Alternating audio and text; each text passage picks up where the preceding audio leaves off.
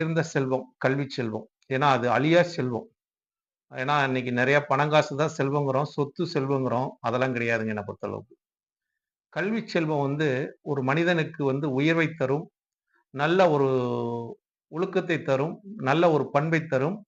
நம் நாட்டுக்கே நல்ல ஒரு உயர்நிலை தரும். அதனால தான் படிக்காத காமராஜர்லாம் கல்விக்கு ஒரு முக்கியத்துவம் குடுத்து, கல்விக்கு ஒரு அன்னதான திட்டத்தை குடுத்தா, கல்விக்கு சாப்பாட்டுக்காக படிப்பாங்க அப்டின்லாம் அவர்லாம் சொல்லி வச்சுட்டு போனாரு.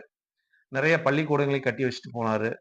பள்ளிக்கு ஒரு உதாரணமாக படிக்காத காமராஜர் இருந்தாலும், படிப்பு எவ்வளவு முக்கியங்கிறத உணர்த்திட்டு போனாரு. அது மாரி ஒவ்வொருத்தருக்கும் இந்த மானிட பிறவி எடுத்த அனைவருக்குமே கல்வி ரொம்ப முக்கியமானது.